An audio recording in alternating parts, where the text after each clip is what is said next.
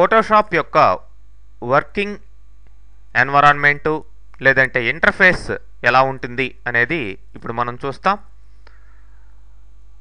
మరి అందరికీ ఇంచుమించు ఇట్లానే ఎన్విరాన్మెంట్ ఉంటుంది. కాకపోతే ఇక్కడ ఉండే బార్లు, ప్యానల్స్ అవి మీ అవసరాన్ని బట్టి డిఫరెంట్ ఏరియాస్కి అడ్జస్ట్ చేసుకోవచ్చు. ఫర్ ఎగ్జాంపుల్ నేను దీన్ని ఇట్లా ట్రాక్ చేశాను, మరి ఇట్లా మూవ్ అయింది కదా. మరి అన్నీ ఒకే విధంగా ఉండాలి మీ స్క్రీన్స్ కూడా అనుకుంటే అప్పుడు ఎసెన్షియల్స్ మీద రైట్ క్లిక్ చేయండి, రీసెట్ ఎసెన్షియల్స్ అనండి.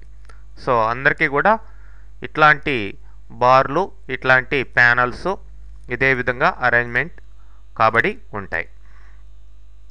మరి ఈ ఎసెన్షియల్స్ అనేది ఇక్కడ లేదు అనుకుంటే విండో మెనూలోకి వెళ్ళి వర్క్ స్పేస్ ఎసెన్షియల్స్ దీని మీద క్లిక్ చేయండి. డిఫాల్ట్గా అందరికీ ఒకే రకమైన ఎన్విరాన్మెంట్ వచ్చేదానికి ఈ ఎసెన్షియల్స్ అనేది ఉపయోగపడతాయి అన్నమాట.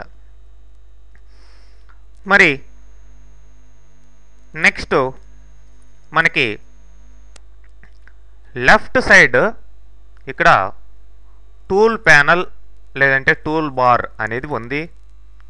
మరి ఈ టూల్ ప్యానల్ సింగిల్ రోగా ఉండొచ్చు, లేదంటే ఇట్లా ఇక్కడ క్లిక్ చేస్తే 2 రోస్లో ఈ యొక్క టూల్స్ అనేటివి అరేంజ్ కావడం జరుగుతుంది. ఓకే, మీరు మీ యొక్క ఫోటోషాప్ ఎడిటింగ్లో యూజ్ చేసే రకరకాల టూల్స్ అంతా కూడా ఇక్కడ లిస్ట్ అవుట్ చేయబడ్డాయి.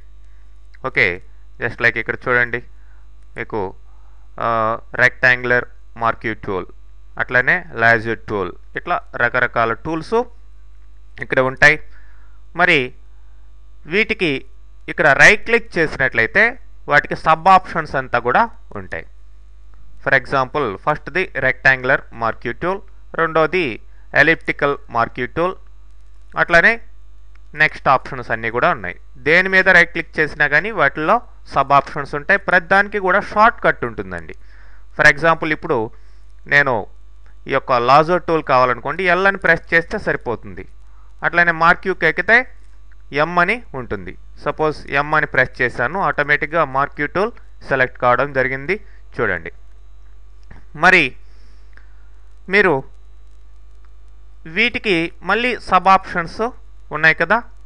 సపోజ్ ఫస్ట్ ఏమో ఎల్ ప్రెస్ చేస్తే లాజో టూల్ వస్తుంది, మళ్ళీ ఎల్ ప్రెస్ చేశారనుకోండి ఇట్లా పాలిగోనల్ లాజో టూల్, మళ్ళీ ఎల్ ప్రెస్ చేస్తే మ్యాగ్నెటిక్ లాజో టూల్. ఈ విధంగా షార్ట్ కట్స్ని మనం యూజ్ చేయొచ్చు.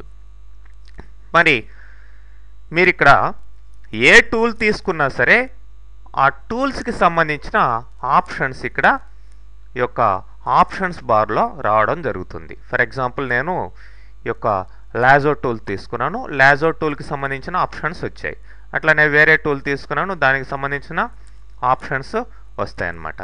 ఈ ఆప్షన్స్తోని ఆ పర్టికులర్ టూల్ ద్వారా మనం బెటర్గా వర్క్ చేయించుకోవచ్చు.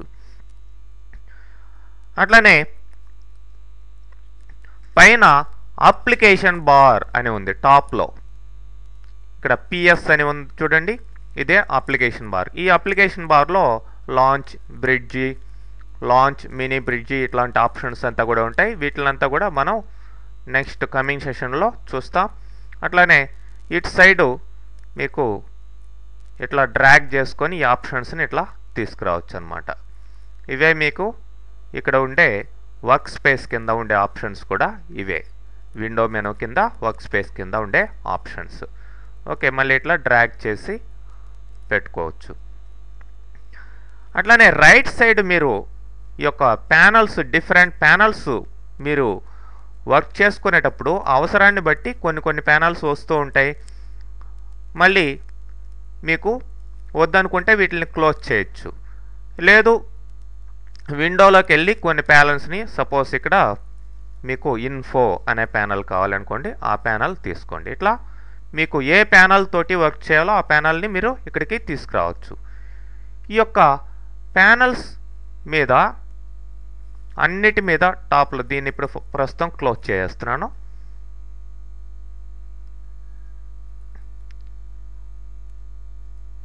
ఓకే, క్లోజ్ రైట్ క్లిక్ చేసి కూడా మీకు ఇట్లా ఇక్కడ క్లిక్ చేసి క్రాస్లో క్లోజ్ ట్యాబ్ గ్రూప్ అంటే అన్నీ క్లోజ్ అయిపోతాయి ఆ గ్రూప్కి సంబంధించినటువన్నీ. మరి ఇక్కడ ఈ యొక్క ప్యానల్స్ మీద అన్నిటి మీద టాప్లో ఇట్లా క్లిక్ చేస్తే అన్ని ప్యానల్స్ కింద ఉండే ప్యానల్స్ అన్నీ కూడా మూవ్ అవుతాయి. లేదు మీరు పర్టికులర్ గ్రూప్నే మూవ్ చేయాలి అనుకోండి, సపోజ్ ఈ గ్రూప్నే ఇట్లా టాప్లో తీసుకురావచ్చు. ఓకే, ఆ గ్రూప్లో ఉన్న మళ్ళీ ఈ యొక్క ట్యాబ్స్ని డివైడ్ చేయాలనుకోండి, మళ్ళీ దీన్ని క్లిక్ చేసి డ్రాగ్ చేస్తే అది బయటికి సపరేట్గా వచ్చేస్తుంది.